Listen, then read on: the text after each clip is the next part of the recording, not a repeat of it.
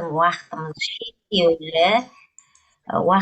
шектеулі, сондықтан бірден жаңағы өнімімізге көшейік. Біздің компаниямызда қазіргі таңда 2 түрлі өнім бар. Оның біреуі H2 магний сутегі.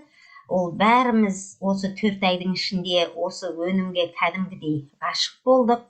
Осы өнімді бәріміз тұтынып жатырмыз, керемет нәтижесін көріп жатырмыз. Осы өнімнің қаншама жаңағы халықтан алғыс естіп жатырмыз. Ол бәрлеріңізге де белгілі. Ал енді мен өзім дәрігер ретінде бұл магний сутегі туралы айтатын болсам, енді осы 33 жыл тәжірибемде бізде медицинада бір керемет өнім бар.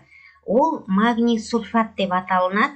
Осы өнімді менің осы қолданбаған күнім болған жоқ деп айтсам, мен артық айтпаймын. Өйткені бұл магнийдің жаңағы қолдану аясы медицинада өте кең. Мен өзім жедел жәрдемде фельдшер болдым, жаңағы медпунктта істедім. Үнемі біз алғашқы көмек көрсететін болғандықтан, бұл препаратты біз өте кең қолдандық, күнделікті қолдандық. Жаңағы давлениемен бір кісіге келсек, осы өнімді қолдандық. Судорогимен келсек, тағы да міне осы өнімді қолдандық. Жаңағы өт жолдары ауырып, приступ болып тұрған кісілерге келсек, тағы да осы өнімді қолдандық. Басының сақинасы ұстап тұрған кісіге келсек, тағы да осыны қолдандық. Міне айта берсек, бұл жаңағы тізім шексіз. Маған кейде сұрақ қояды, сіз бұл өніммен қанша уақыттан бері таныссыз деп. Сонда мен айтам, мен бұл өнімді 33 жыл білемін деп. Сонда айтады, өнімнің шыққанына небәрі 1,5 жыл болды дейсіздер, сіз қалай оны 33 жыл білесіз деп. Міне менің тәжірибемде өте кең қолданғандықтан, мен бұл өнімді өте кең ауқымда деп айтсам болады, мен білемін. Ал енді біздің бұл препарат жаңағы таза магнийдан ғана тұрмайды. Бұның құрамында сутегі бар, магний сутегі деп айтып жатырмыз. H2 премиум магний сутегі. Бұл жерде 2 түрлі жаңағы бұл магний менен, магнийдің молекуласы менен сутегінің атомы екеуі бірлесіп, сутегінің 2 H2 деп тұрғанның өзі жаңағы сутегінің 2 атомы дегенді білдіреді. Міне бұл сутегінің формуласы. Осы 2 өнім бірлесіп, қолыстасып, біздің ағзада жұмыс атқарған кезде, біздің ағзамызда қандай жаңарулар болады? Енді міне осыған тоқталайық. Бірінші кезекте бұл жаңағы мына сутегінің өте керемет энергия көзі екені, ол ежелде дәлелденген, оны бәріміз физикадан білеміз, Бұл жаңағы мына атомдық физика дейді ғой, сол жерде өте кең қолданды. Бәрімізге белгілі мына жаппай жоятын қаруларды жасаған кезде, көбінде осы сутегі бомбалары жасалынды. Содан да білуге болады. Бұл физикада өте кең қолданды. Өйткені бұл өте керемет энергияның көзі болды. Ал енді осы сутегінің мына адам ағзасына қандай әсері бар, оң әсері. Бұның керемет адамға күш беретін, адамның ағзасын тазалайтын өте керемет антиоксидант екенін жаңағы 2000 жылы Жапонның ғалымдары зерттеп, оны дәлелдеп, осы зерттеулерінің нәтижесінде Нобель сыйлығына ие болды. Ал біздің мына препараттың құрамында жаңағы магний екеуі қосылып жұмыс жасағанда өте тамаша біз нәтиже алып жатырмыз. Бірінші кезекте біздің жаңағы энергиямыз, күш қуатымыз артады. Екінші кезекте біздің ағза толықтай тазаланады.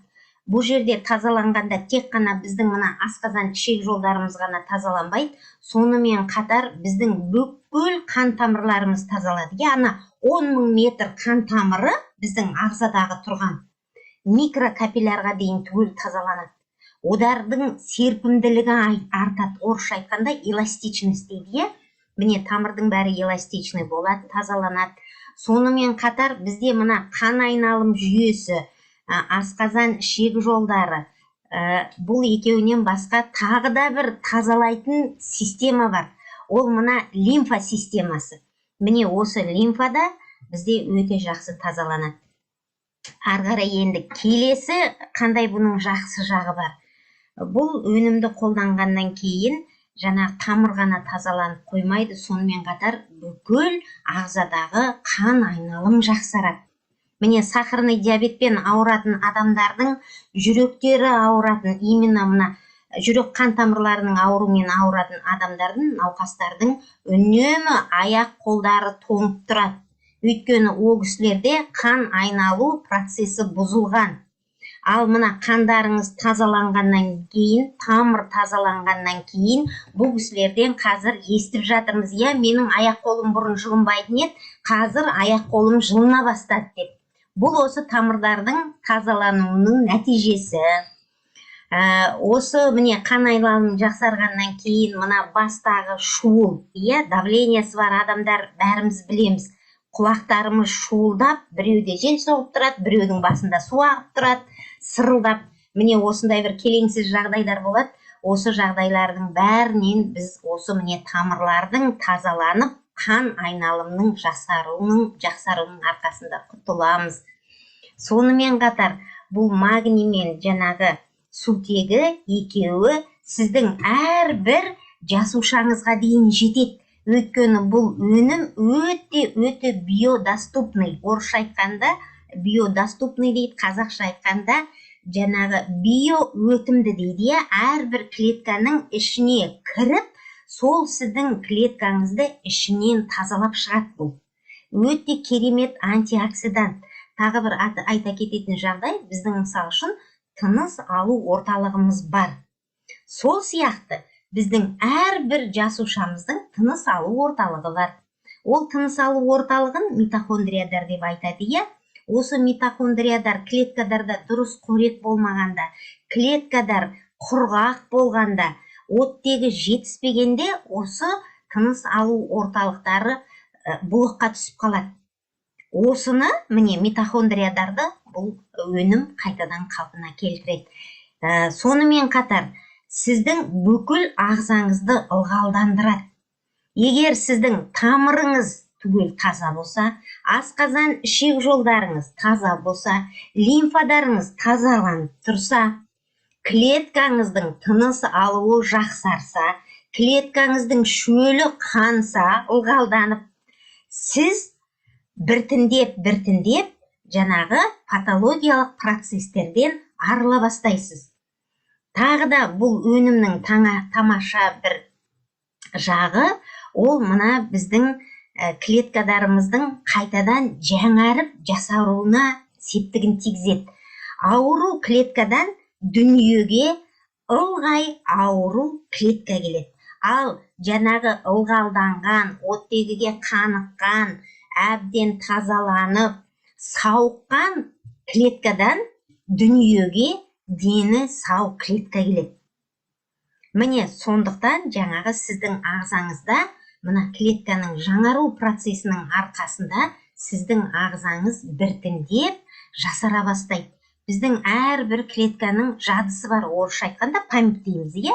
Ол біздің клеткадардың есінде бәрі сақталған. Біз 25 жасымызда қандай болдық, 15-16 жасымызда қандай болдық.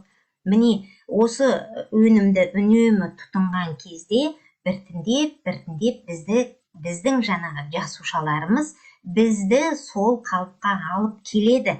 Мен айтпаймын сіздерді магний ішкен кезде жаңағы 16 жастағы, 20 жастағы қыз жігіт боласыздар деп. Бірақ ағзаңыз өте жақсы жасарады. Әрбір орган жасарады. Жүрек қан тамырларының ауруларына өте жақсы көмектеседі дедім, иә? Бұл жаңағы бұлшық еттеріңізді нығайтады бұл өнім. Бұлшық еттеріңізде эластичный дейді оны, серпімді болады. Егер жүректің бұлшық еттері магниймен қаныққан болса, онда сіздердің жаңағы жүректеріңіздегі патологиялық процестер, ол жаңағы ишемия сердца дейміз, стенокардия дейміз, инфаркт миокарда дейміз. Міне осы сияқты аурулар біртіндеп өздігінен кете бастайды.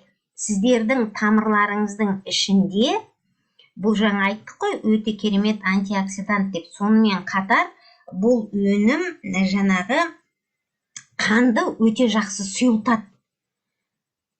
Біз әдетте қанды сұйылту үшін жаңағы ас құрамында аспирины бар таблеткаларды тұтынамыз. Кардиомагнил, тромбоаз деген сияқты, тромбопол, міне осы сияқты препараттарды міндетті түрде жаңағы дәрігерлер осы жүрек қан тамырлары ауруымен ауыратын адамдарға тағайындайды. Оны өмір бақи ішесіз деп айтады. Ал мына біздің препарат осы сіздің жаңағы аспириніңіздің орнына табиғи түрде қызмет атқарады. Ешқандай аспириннің көмегінсіз сіздің қаныңызды сұйылтып, ана тамырыңыздың ішінде шөгіп тұрған қанның үйіндыларын, холестериннің шөгінділерін ерітіп, табиғи жолмен ағзадан тазалап шығарады. Міне өте керемет, сонымен қатар сіздің мына жүйке жүйеңізге де, нерв жүйеңізге де өте тамаша әсер береді. Оның әсері қандай? Қазіргі таңда біздің мына қолданатын гаджеттеріміз өте көп, бәріміздің үйімізде ноутбуктар бар, компьютеріміз бар, бәріміздің қалтамызда жаңағы смартфондарымыз бар, үйдегі холодильник, микроволновка, жаңағы электропештер, міне осының бәрі қысқа толқындағы жаңағы қысқа толқындарды өздерінен шығарады. Бұл қысқа толқындар біздің мына именно нерв жүйемізге өте қатты әсер етеді. Осы толқындардың әсерінен жаңа біз үнемі шаршаңқымыз. Жұмысқа барамыз, қиратып осы тас көмір қазбаймыз біз ол жерде. Күніге компьютерда отырып жұмыс істейміз біреуміз күніге жаңағы көлікпен жүріп жұмыс істейміз, көбінде жаңағы отырып осы компьютермен жұмыс істейміз бәріміз. Кешке үйге келгенде бір вагон көмір түсіріп келгенде шаршап келеміз. Бұның бәрі жаңағы сіздің осы гаджеттердің сізге тигізіп жатқан кері әсері. Сіздің жүйкеңізге әсер етеді, нерв жүйеңізге әсер етеді. Одан кейін үйге келеміз, шаршаңқымыз, ашушаңбыз, сөз көтермейміз, екі айналымға келмейміз, ұйқымыз қанбайды. Қаншалықты ерте жатып ұйықтасақ та, соншалықты ұйқымыз қанбай тұрады біздің. Осының бәрі біздің ағзадағы мына магнийдің жетіспеушілігінен болып жатқан жағдайлар.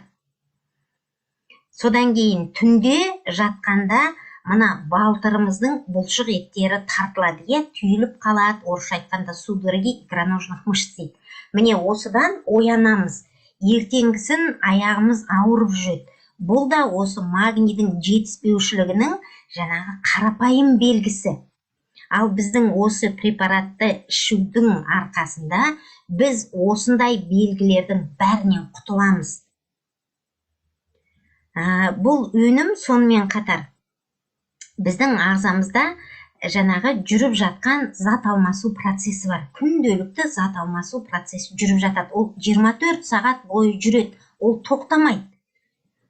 Сіз дүниеге келген сағаттан бастап, сіз өмірден өткенге дейін зат алмасу процесі жүреді. Осы зат алмасу процесінің барлығына қатысатын жалғыз макро элемент ол магний.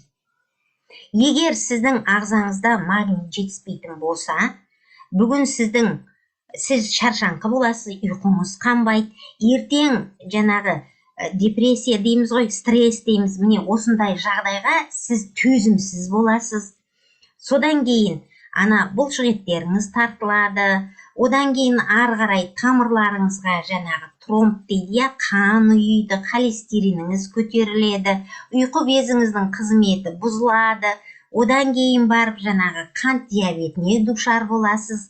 Біздің ағзамызда жұмыс жасап тұрған 12 система бар.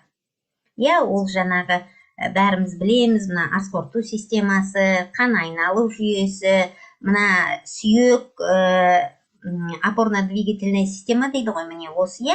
Одан кейін жаңағы бұлшық еттердің системасы, выделительная система дейді, эндокринная система, иммунная система дейді. Міне осындай бізде жұмыс жасап тұрған ағзада 12 система бар.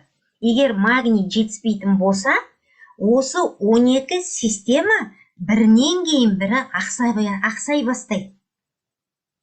Көрдіңіздер ме? Магнийдің қаншалықты маңызды екенін. Ол бізге күнделікті керек.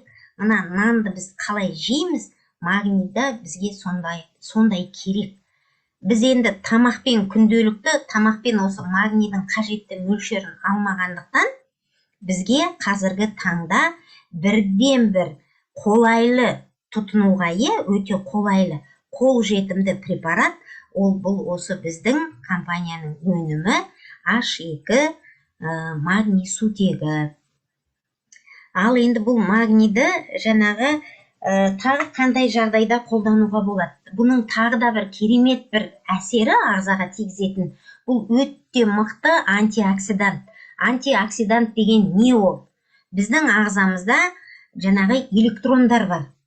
Бұл электрондар немесе оң жаңағы заряд болады, немесе теріс заряд болады. Мына оң заряд пен теріс заряд екеуі үнемі байланысқа түсіп, қол ұстасып бірге жүру керек.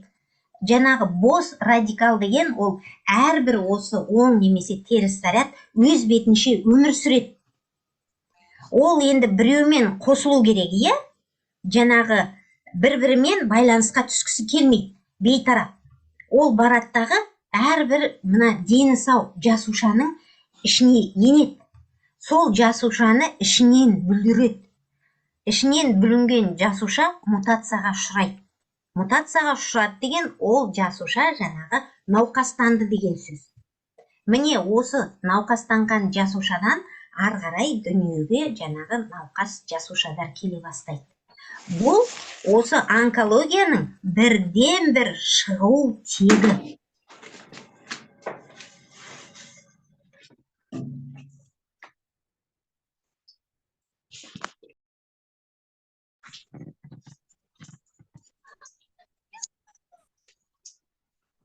Зәуре ханым, микрофоныңыз өшіп қалды, дауысыңыз естілмей қалды.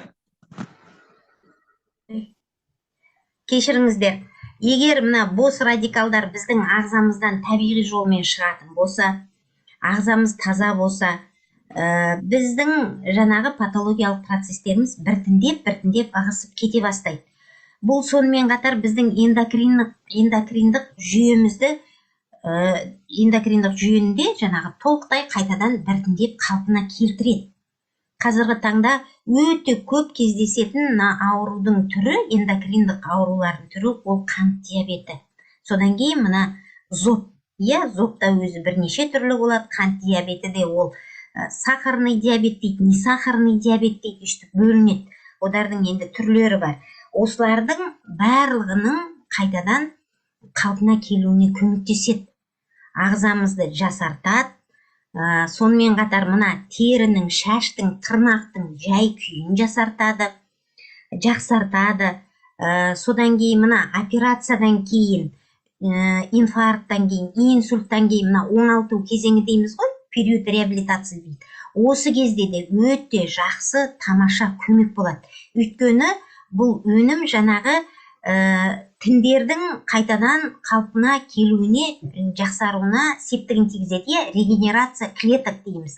Міне осының нәтижесінде біздің ағзамызға өте тамаша оң әсерін береді. Ал енді бұл өнімнің міне тамаша жақтары өте көп. Бұл өнімді біз күнделікті тұтынуымыз керек. Неге өйтіп айтамын? Күнделікті тұтынуымыз керек деп. Өйткені мен міне қазір сіздерге осы туралы айтып отырмын, мен сөйлеп отырмын. Осы кезде осы менің ағзамдағы магнийдің мөлшері отын болып жанады. Сіздер кішкене активный болдыңыздар ма? Магний отын болып жанып кетеді. Өйткені сіздің осы активностыңызға, энергияңызға жауап беретін магний болып тұрғандықтан. Сондықтан магнийді күнделікті тұтыну керек болады. Ал енді бұл өнімді кімдерге тұтынуға болмайды? Бұл жерде де шектеулер бар. Негізінде магний жаңадан дүниеге келген баладан бастап еңкейген қартқа дейін бәріне қажет. Енді мына өндірушінің өзінің қойған шектеулері бар, бәріміз білеміз. жаңа қаптаманың ішінде өзінің нұсқаулығы бар, сол нұсқаулықта жазылып тұр. Жүкті аналарға, омырауда емізулі балалары бар аналарға, 12 жасқа дейінгі балаларға ішуге болмайды дейді. Сонымен қатар асқазан ішек жолдарының ашық жаралары дейді, қанталап тұрған беті ашық жараға ішуге болмайды. Өйткені біздің өнім қанды сұйылтатын болғандықтан ашық жаралардан қан кету қаупі бар. Сондықтан ол кісілерге тұтынуға болмайды. Алдымен жараны емдеу керек, жазу керек, одан кейін іше беруге болады. Ал енді мына жүкті аналарға, омырауда емізулі балалары бар аналарға неге ішуге шектеу қойған? Ол да жаңағы өндірушімен қойылып тұрған шектеу. Енді бұл жеке менің өзімнің ойым. Бізде медицинада жаңағы жүктіліктің үшінші триместр деп айтамыз, үшінші жартысында аналарға магнийді тағайындайды. Өйткені осы жерде отырған аналардың бәрі білет, біздің жаңағы жүктілік кезеңінде 6-7 айынан бастап біздің аяғымыз тартыла бастайды. Біздің ағза өте ақылды. Егер ана жаңағы іште жатқан шақалаққа магний жетіспейтін болса, сіздің ағзаңызға дүниеге дені сау ұрпақ әкелу керек. Ол не істейді? Сіздің бұлшық еттеріңіздің бәрінен магнийді жинап, теріп алады да, жаңағы шақалаққа әкеліп береді. Сондықтан сізде жаңағы аяғыңыз тартыла бастайды түнде. Көрдіңіз бе? Ағза қандай ақылды, біздің ағзамыз қандай керемет жұмыс жасайды. Сонымен қатар жаңағы 12 жасқа дейінгі балаларға ішуге болмайды деп шектеу қойды. Ол шектеудің де қойылып тұрған өзіндік себептері бар шығар. Енді менің ойымша мүмкін ол жасқа дейінгі жаңағы балаларға клиникалық зерттеулер жүрмеді ме екен, енді оны мен білмеймін. Енді менің өзімнің ойым, ол балаларға егер қандай да бір осы магнийді тұтыну керек болатын болса, оларға ішуге болады. Тек қана бұл жерде жауапкершілікті әрбір ата-ана өзінің мойнына алу керек. Бұл өнімді тұтынған кезде, мысалы үшін маған күнделікті Қазақстанның түкпір-түкпірінен қаншама телефон шалынады, WhatsApp-қа қаншама хаттар келіп түсіп жатады. Кейбіреусіне жауап беріп жатам, кейбіреусіне жауап беріп үлгермей де жатам. Сонда кейбір кісілер болады, сіз дейді, маған 100% гарантия бере аласыз ба дейді. Мен осы өнімді қазір алып ішіп, өзімнің осы ауруымнан құлан таза айығып кететініме гарантия бере аласыз ба дейді. Мен ешкімге гарантия бермеймін. Мен Алла емеспін, мен Құдай емеспін, гарантия береді ғой. Мен де сіздер сияқты қарапайым адаммын.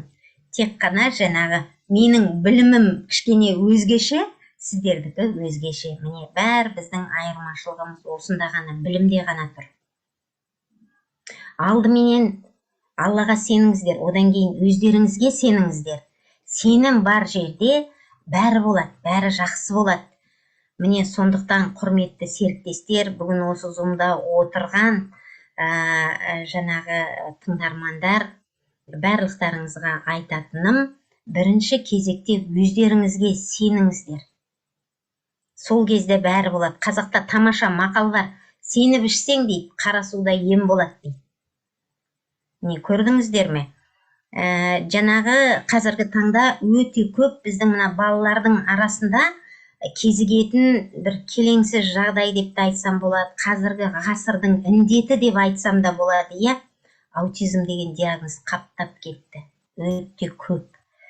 Бұрын мен өзім мына педиатриялық участокта педиатрдың орнында жұмыс жасаған кезде, біз 2 жасқа дейін жаңағы тілі шықпаған балаға задержка речевого развития деген диагноз қоятығымыз.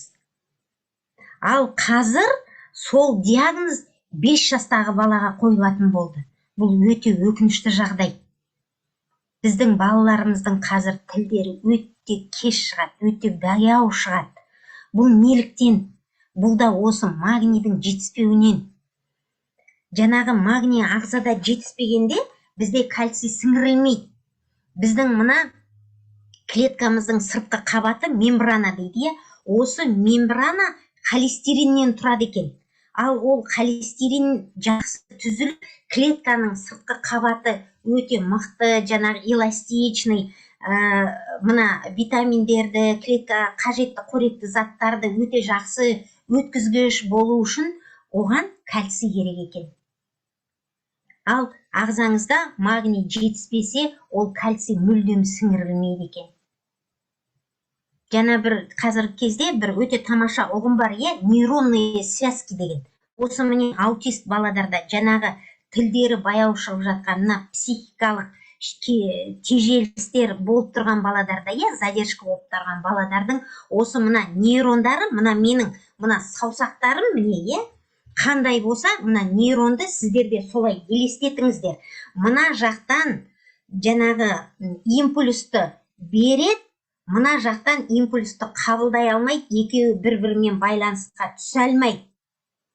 Неліктен? Мына нейронның сыртқы қабаты кальцийден тұрады. Ағзаға кальций дұрыс сіңірілмегеннен кейін, мына нейронды кальций толықтай қаптай алмайды.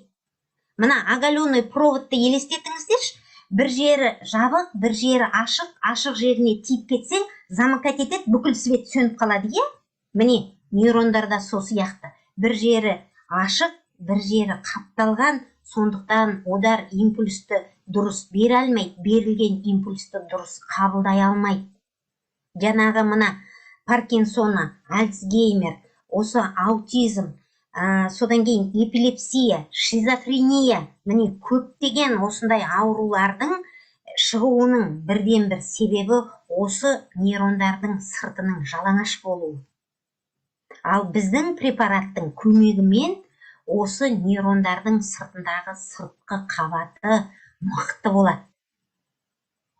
Соның салдарынан жаңағы осы науқастардың жағдайы жақсарады. Бұл деген тамаша емес пе? Білмеймін, мен осы енді өзім осы магний туралы естіген кезде мен бұл қайдан шығып жатыр, кім жасап жатыр деген менде бір миымда сұрақ болған жоқ. Мен тек қана қайдан алам деген ғана сұрақ болды менде. Мен бірден тапсырыс бердім, алдық, қызыма бердім, өте тамаша нәтиже көрдік. Міне сондықтан мен бұл өнімге кәдімгідей ғашықпын. Ал енді магний туралы міне қысқаша осы, құрметті тыңдармандар, енді біздің уақытымыз шектеулі, магнийді таң атқанша айта беруге болады. Енді біздің компаниямыздың тағы бір өнімі бар. Ол өнім жанағы Артралайн 5 күш деп аталынады. Бұл өнім кімдерге арналған, кімдерге ішу керек? Біздің қазіргі осы кезде өте көп буын аурулары өте көп болып кетті. Екінің бірін көреміз, көшеде келе жатады, қиқаңдап, аяқтарын әзер басып келе жатады. Жасымызда, кәріміздің де тіземіз ауырады. Бәріміздің белімізде грыжа деген бәле бар. Бәрімізде хондроз деген бәле бар. Бұл жанағы біздің өмір сүру салтымыздың өзгеруі мекен, әлде жанағы бізде қозғалыстың азаюынан бекен. Енді мен өзім ойлаймын, бұрынғы біздің ата-бабамыз сияқты біз қазір жаяу жүрмейміз, атқа мінбейміз, қара жұмысты көп істемейміз. Соның салдарынан міне осындай жанағы дерттерге біз душар болып жатамыз. Мәшинеде жүргенде терезесінің бәрін ашып қоямыз, кабинеттерде отырсақ кондиционерді қосып қоямыз, ыстықтап барамыз деп, міне осының бәрі біздің денсаулығымызға кері әсерін тигізеді. Ал енді Артралайнның жанағы құрамы қандай? Бұның құрамында 5 түрлі өсімдік бар. Бұл табиғи өнім, ешқандай химиялық қоспасы жоқ. Біздің өнімдердің барлығының құрамы тек қана табиғи. Бұның құрамында ешқандай химия жоқ. Ал енді жанағы 5 күш деп жазып қойдық, сыртына. Бұл қандай күш? Жаңағы бұның құрамында не бар? Бірінші құрамында бұның тегеурін гүл бар. Тегеурін гүл дегеніміз жаңағы окопник деп айтып жатамыз, живокос дейді. Міне осындай өсімдік бар. Бұл өсімдіктің ағзаға тигізетін пайдасы қандай? Бірінші кезекте қабынудың алдын алады және қабынуды басады. Противовоспалительный дейміз ғой. Екінші кезекте мына микробтарға қарсы жұмыс жасайды. Сонымен қатар бұның жаңағы осы окопниктің құрамында алантаин деген бір компонент бар. Бұл компонент біздің осы именно мына буындарымыздағы жасушалардың жаңаруына жаңартады. Буындарымыздағы жасушаларды жаңартатын құрамдас бір бөлігі. Бұл жаңағы алантаин деген мына коллагенді қазір бәріміз білеміз, қазіргі таңда бұл коллаген дегенде бір өте бір модный дүние болды. Осы коллагеннің түзілуіне бірден бір септігін тигізетін осы алантаин. Ал коллаген бізге не береді? Біздің буындарымыз эластичный болу үшін, қозғалысы жақсы болу үшін өте ол тамаша қажетті бір компонент. Міне окопниктің тигізетін әсері осындай. Клеткаларымызды жаңартады. Содан кейін мына біздің суставная хрящ дейді ғой, ол жаңағы шеміршектер, мына жіліктердің басындағы шеміршектер. Енді бәріміз мал сойғанда көреміз, мына буындарды кесіп жібергенде, бірінен бірін бөлгенде жаңағы буын деген мап-майда жып-жылтыр болып тұрады, Бұл жаңағы буынның мына шеміршектің ең сыртқы қабаты гиалиновая хрящ деп айтады. Осы жаңағы буын ауырған кезде, артроз болған кезде, осы гиалиновая хрящ ең бірінші тозуға ұшырайтын осы. Біріне бірі қажалып, үйкеліп, тоза бастайды. Міне осы гиалиновая хрящтың қайтадан жаңаруына, жасаруына әкелетін осы окопник. Жаңағы тегеурін гүліміз. Екінші компоненті бұл өнімнің ол женьшень. Женьшеньді бәріміз білеміз. Бұл да жаңағы буындардағы қабыну процестерін кетіреді, буындардағы ісікті кетіреді. Ісік дегеніміз буындарға жиналған артық сулар, жаңағы қабыну процесінің нәтижесінде сол жерде сұйықтық жиналады. Содан ісік пайда болады буындарда. Міне, осы жаңағы ісіктерді кетіреді. Сонымен қатар бұл да өте тамаша жаңағы регенерация жасайды. Екінші, енді үшінші компонент ол спирулин. Спирулин дегеніміз бұл біздің буындарымыздың қорегі. Жаңағы амин қышқылдарыны, сонымен қатар буындарға қажетті макро-микро элементтер, витаминдердің бәрін буындарымыз біздің осы спирулиннен алады. Ал келесі құрамдас бөлігі ол хлорелла. Хлорелла дегеніміз бұл жаңағы антиоксидант. Бұл тек қана біздің буындарымызды ғана тазаламайды. Сонымен қатар біздің қан тамырларымызды да бұл тазалайды. Одарды да укреплять етеді, жаңағы нығайтады, буындарымызды да нығайтады. Сонымен қатар бұл буынның арасында жаңағы майлап тұратын, екі жіліктің басын майлап тұратын сұйықтық бар, біріне бірі қажалмау үшін, ары-бері қозғалысы жақсы болу үшін сұйықтық тұрады. Ол жаңағы синевиальный жидкость деп айтамыз, Осы синевиальный жидкость жаңағы біртіндеп сарқылады. Ол жаңағы қабыну процестерінің нәтижесінде сарқылады. Осы синевиальді жаңағы сұйықтықты қайтадан қалпына әкеледі біздің өнім. Осы өнімнің ішінде хлорелла міне осындай жақсы қызмет атқарады. Ал енді келесі бұл өнімнің ішінде келесі бесінші түрлі жаңағы компонентіміз ол бәрімізге белгілі қалақай.